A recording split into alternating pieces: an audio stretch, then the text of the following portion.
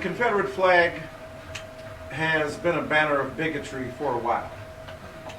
People, of course, claim heritage, and people think that there's an essential contradiction. Heritage could be bigoted. Doesn't mean that you don't have heritage.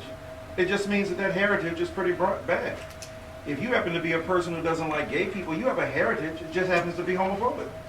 So it's not that you don't have heritage, tradition, values that have nurtured and sustained your conception of what that flag means. What's interesting, of course, is that the Confederate battle flag was reintroduced in the mid-60s at the height of the protection of white privilege against the incursions of the civil rights movement and of black mobility. In other words, when Jim Crow was under assault and black people were rising up en masse with their conscientious white brothers and sisters as allies and others, because they were lynching Mexicans as well.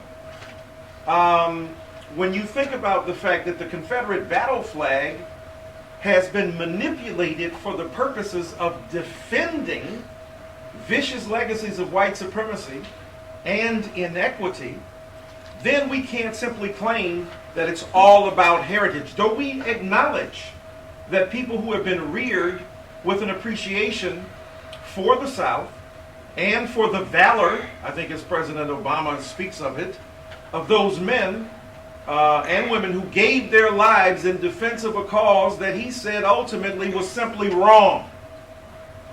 Slavery. And now we know that a lot of southern states said, no, that battle in the Civil War wasn't about slavery, it's about states' rights. It was about the states' right to own slaves. Right? Don't be trying to hoodwink me now. I mean, it wasn't the states' rights to own, Piggly Wiggly. It wasn't the states' rights to own a farm of horses or to rear cattle or to grow crop. It was the state's right to own a human being and to fight over it. So when we put it in that perspective, we want to demonize white brothers and sisters who grew up with their flag, but we do want to tell you the anatomy of our response can't trace the sensitivity and hurt feelings you may have for not knowing the history of that flag.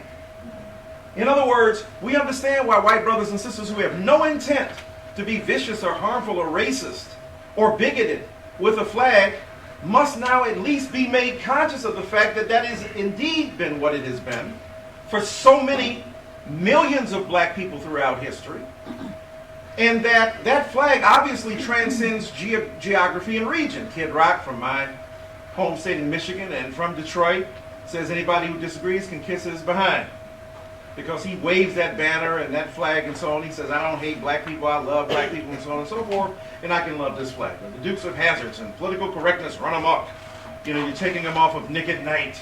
Well, they took Cosby out too, so one for you, one for you. So, by the way, or has the black middle class lost its mind? Okay, I just want to emphasize I wrote that book 10 years ago. I'm sure we'll get to a